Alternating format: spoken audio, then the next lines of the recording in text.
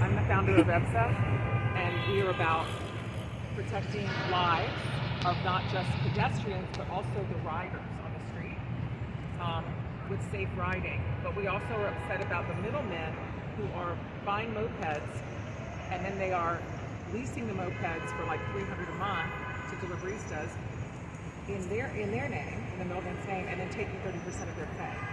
And the middlemen, there are a lot of people that it's mainly the mopeds. No, it's a middleman between Grubhub and the deliveristas. It's actually people, some of them don't even live in New York City. There's some down in Miami. They have people up here working for them that are actually buying mopeds, leasing them to deliveristas. Obviously, these guys have e-bikes. Leasing them to deliveristas, and then the app is in the middleman's name. So they're doing it all through an app in their name, so they get the money and take 30% of it and then pay the deliverista. That's happening all over the place now with the mopeds. They take 30% from the deliverista, and they also make the deliverista pay for the moped, like $300 a month. Twice. Yes. To use the app, have to rent the bike. And it's mopeds. Right, mopeds. And the reason they do it is that they buy the registration and license for the mopeds in the middleman's name and say, here, you can use this. It won't be confiscated because it has a license and a registration. Yes. And I'm going to get on the app. Well, also, the app is in my name. I'm the middleman. It's in my name. And I am going to lease this to you for $300 a month and then take 30% of your pay. The app is in my name. But I'm going to send you where to go. They're basically running their own business in between the apps and the delivery systems. Right. Well, the middlemen do get the plates because that's the whole thing. They're paying for that for them. Say, here, I'll give you a plated moped. It's mine. You can use it. And I'm going to take 30% of your money. And you're going to pay me to use the bike. Well, don't you see some plates out there? Those are a lot of the middlemen because they don't want their bikes taken because they're their bikes. Does that make sense? Does that make it illegal for them? No, it's illegal for the rider to be on a bike that's not leased to them. It's not in their name. So the whole thing is a mess. But these guys, to be honest, are e-bike guys. Yeah. So I was going to mention that to them, but apparently they have a problem with the deliverista union, these guys. Yeah. And I wanted to find out what that was. Yeah, they have some beef because the lead organizer, they feel like they're getting money off. It's all about money. Yeah. We make no money. But they want to know where the money is from. Ustedes están, mi nombre es Raúl Rivera, yo soy taxista, yo tengo un grupo que se llama Choferes Unidos. Nosotros hablamos con esa señora, ¿cómo se llama ese grupo que está en Brooklyn? Justice Workers Project, ¿verdad? ¿Ustedes están enojados con ella? ¿Están molestados con ella?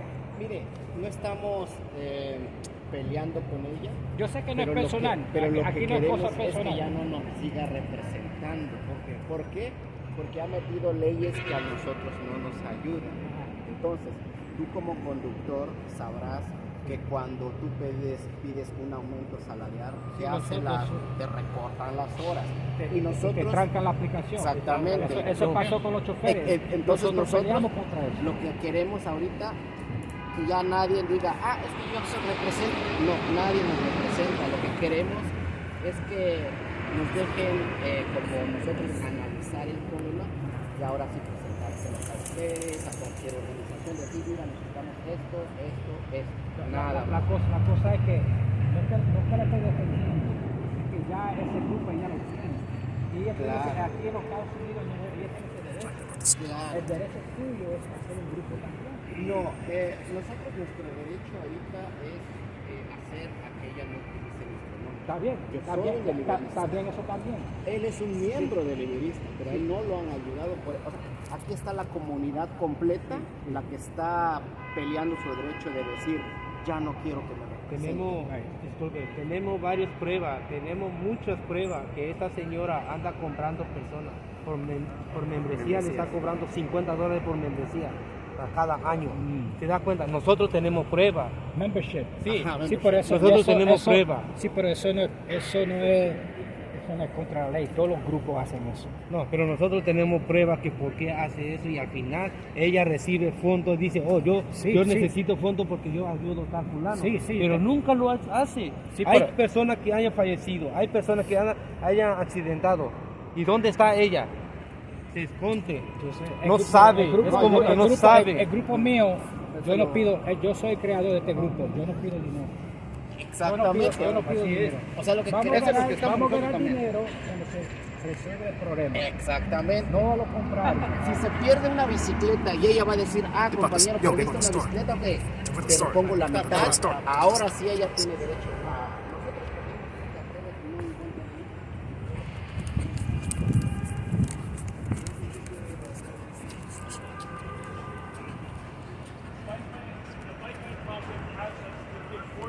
Days notice to community boards and then wait for 45 days after a community board acts in order to take action.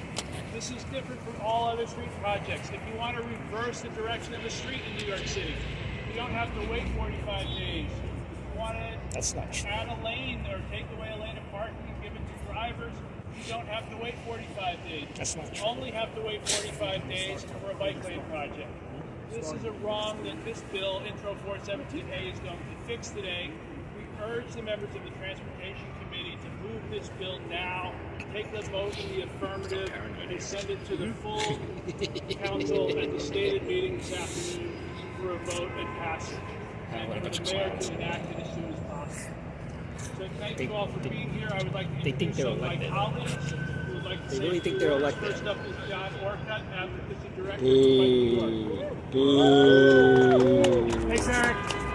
It's ironic that we're here today to work on streamlining and restoring the process to build bike lanes in the city at a time when Mayor Adams has created a back channel inside of City Hall to come up and slow down and often kill important street projects. But we hope the council today will step into that policy breach, as they have had to for quite a few years now, in the absence of stronger leadership by the mayor, and fix this. Pass 417A. Thank you. Right. I just want to also say thank you to Brooklyn Borough President Antonio Reynoso, who was the original introducer of this bill back when he was in the City Council. Councilmember Restler picked it up from him when he took office back in 2022. Next up, let's hear from Juan Restrepo, Director of Organizing and Transportation Alternatives. Ooh, lobbyist. Can you guys detail how much salary is combined from your special interest lobbying Good morning, groups there, everyone, and thank you for joining us for this press conference. We are excited and hopeful that 417 is going to pass today. We have seen that this is one of the most dangerous years for biking in New York City, and what we've experienced in that city is not meeting its metrics for how we're going to keep people safe. It has to build 50 miles of protected bike lanes here, and we are going to be lucky if we even meet 30. There have been 26 fatalities on our streets, and we need action now. What's that? We need to pass 417 in the city council, right?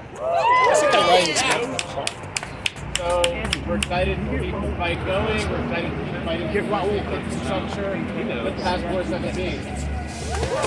These guys riding bikes in the park. Next, we're going to hear from Sarah Lynn, Co-Executive Director of OpenPlans. Ooh, I'm not living in a garage, Sarah. Thanks for being here. We're so excited about this bill. As we've seen over the years, the number of cyclists on our streets increasing. This is like Portlandia. This is truly a bike city, and we need to build for it. No, it's amazing to see the grassroots support for this bill, as hundreds of thousands of people are voting with their bikes to say what we need in this city and supporting this bill at every level.